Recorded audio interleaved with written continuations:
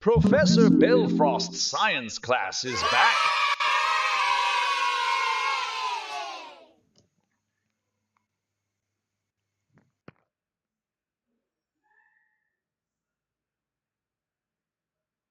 Hi, welcome back to this channel. And today we'll again discuss another concepts related to science. So here's the science tutorial for you today. Are you ready? Let's continue playing this video. Okay, so welcome back. And this is the fifth video on the chapter of function. And I hope that you still follow me so far. If you have any question, please drop a comment below so I can know about your problem and we will discuss it together. Okay, let's continue. Today we will start from the topic of finding the domain of a composite function. Okay, so the domain of a composite function such as f dot g is dependent on the domain of g and the domain of f. It is important to know when we can apply a composite function, when we cannot. That is to know the domain of a function such as f dot g. Okay, then if we say that we know the domains of function f and g separately, and if we write the composite function for an input x as fgx, and we can see right away that x must be a member of the domain of g in order for the expression to be meaningful, because otherwise we cannot complete the inner function evaluation. However, we also see that gx must be a member of the domain of f, otherwise the second function evaluation is in fgx cannot be completed and the expression is still undefined. Okay, so the domain of composite function fgx is the set of those input x in the domain of g for which gx is in domain of f. This is an important thing, and you need to follow this.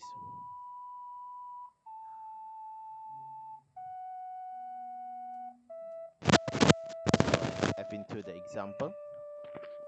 I'm sorry, there's a little chaos. Disruption. Find the domain of f dot gx where fx is this and gx is this. So first we need to find the domain of gx. So actually the domain of gx can be everything except two third, right? Right? Oh no. Oh yes, two third, two third. Okay. So the domain of gx consists of all real number except x equals two third. Since the input value will cause it to divide by 0. But how about f? Yeah, all real numbers should except 1. So we need to exclude from the domain of gx the value of x for which gx equals 1. Okay, so 4 over gx minus 2 equals 1. So we also need to exclude x equals 2. So the domain of f dot g is the set of all real numbers except 2 third and 2. Okay, so the solution, the notation is minus infinity to 2 third union 2 third to 2 union to infinity. Now find the domain of f dot gx where fx equals square root of x plus 2 and gx is square root of 3 minus x. So first we need to find this one. The expression is 3 minus x must be greater than or equals 0. It means the x need to be less or equals 3, like this. Now, how about this one? It needs to be greater than or equals 2, right? Hmm? Or you can just substitute it directly if you want to know directly. So it's very clear that this one need to be greater than or equals 0. Okay, so yeah, this is the domain. Now let's just decompose a composite function into its component functions. That in some cases it's necessary to decompose a complicated function, and in other words, we can write it as a composition of two simple functions. For example, write fx equals square root of 5 minus x squared as the composition of two functions. So what we can see clearly here is that we have here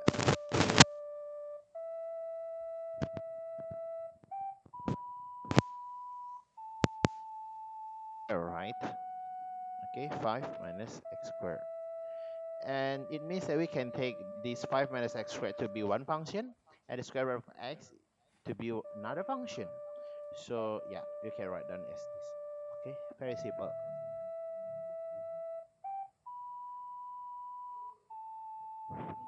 Next is that we need to for example, let's see, yeah, transformation of functions. Yeah. Now, first, graphing function uses using vertical and horizontal shifts. They often, when given a problem, we try to model the scenario using mathematics in the form of words, tables, graphs, and equations. And one method we can employ is to adapt the basic graphs or the toolkit functions to build new models for a given scenario. And there are systematic ways through all the functions to construct appropriate models for the problems we are trying to solve. Okay, first one is vertical shift. Okay, so it means that we move the graph up or down because this transformation involves adding a positive or negative constant to the function. For example, gx equals fx plus k. So the function fx is shifted vertically k units. This one. Okay. For example, this one. Adding constant to a function, blah blah blah blah blah blah blah blah blah. That during the summer, the facilities manager decides to try to better regulate temperature by increasing the amount of open fence by 20 square feet throughout the day and night. Okay, this is square feet, right? Square feet. So it means that we add 20. So this start from 20, go rise. All is added 20 units. So the new graph is like this. Okay. For the tabular function, yeah, before two.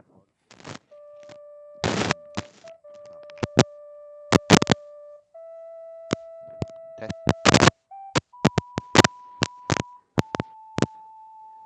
a problem or not. Test. Yeah. Okay. So for this is just the same. If we decrease minus 3, it means that always decrease minus 3.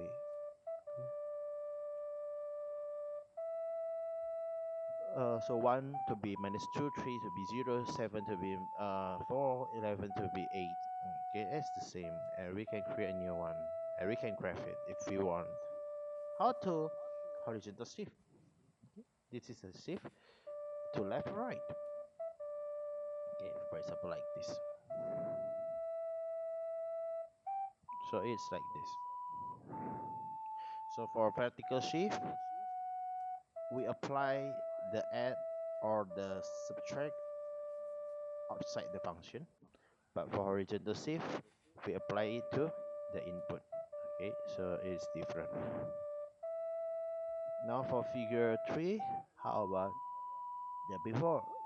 For example, this one, we want to begin the entire painting program 2 hours earlier. Okay, so the original one is the blue one, and we shift it by 2. We shift it by 2 units actually. So the all the graphs still the same, but we shift 2 units to the left.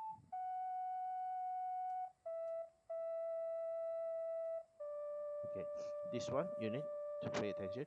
Note that ft plus 2 has the effect of shifting the graph to left. So left is plus, it means that it precedes, and right mean minus, it means it is postponed. Okay, so you really need to take into account because maybe this is not very uh, intuitive. Okay. Give a table function, create a new row to represent horizontal shift. Okay, actually it's the same, right?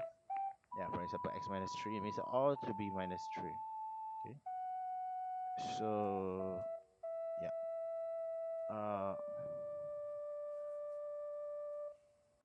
g4. Yeah, gx equals fx minus 3 tells us that output value of the g are the same as the value of when the input value is less than the origin.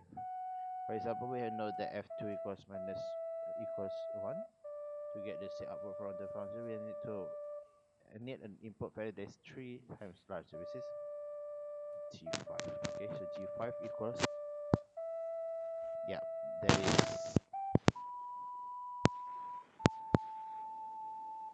this shifted right 3 units as shown in the graph. I'm sorry, there's a problem on the audio. Okay, this is the figure. I want you to pay attention. Minus means that it's delayed, plus it means that it goes faster. It's on the left side. Now identifying a horizontal shift of a toolkit function. So yeah, you see represent the transformation of the toolkit function x squared. Yeah, you see it actually at the first time the intersection to the x-axis is at 0, but here we have moved to right 2 units, right? It means this is actually gx minus 2. Okay, gfx minus 2. So actually this is the new function, which is x squared minus 4x plus 4. Okay, this is the same thing. Now let's combine together vertical and horizontal shifts.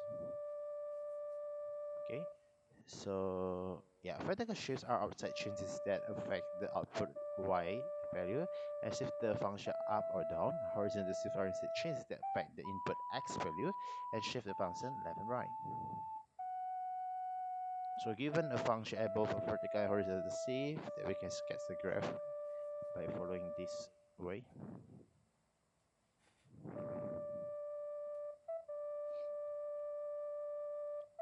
Okay, so for example, given fx equals absolute value of x, gets a graph of hx equals fx plus 1 minus 3. Yeah, so let's follow one point of the graph of fx equals this. Okay, so the point fx equals, yeah, first we move 1 unit to left, right? So if this is x or x, we move at 1 unit on the left. This is the uh, red one. Then we transform again by going down 3 units. This is the uh, green one. So this is the final. The green one that is emphasized using the blue line. Identifying combined vertical and horizontal shapes. Okay, figure 11. Do you still remember what is this? Yeah, this is square root function. Yeah, the step is of square root function. So it means that actually it starts from this, right? From 0 to, but this time you see it has been shifted to right 1 unit. It means that it is fx minus 1, and it has been the rise, it has been risen upward 2 units. So this is the final function. Now graphing function using reflection about the axis. So a vertical reflection reflects a graph vertically across the x-axis, like this. Vertical reflection.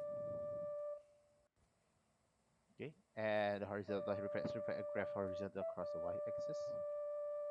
Okay, like this. Vertical, horizontal. Note that the vertical reflection produces a new graph that is a mirror image of the base, or original graph about the x-axis, and the y and the horizontal reflection process new graph that's a mirror image of the base, or the original graph about the y-axis. And this is the step you need to follow to reflect the graph both vertically and horizontally. Reflect the graph of s of t equals square root of t by a vertically and by b horizontally. Okay, first we need to draw st first. And if you want to reflect it vertically, that become this. Okay, reflect it to x-axis, and horizontally means you reflect it to y-axis. It means like this. Okay, to left, right? Easy. Pay attention to this. The range and the domain.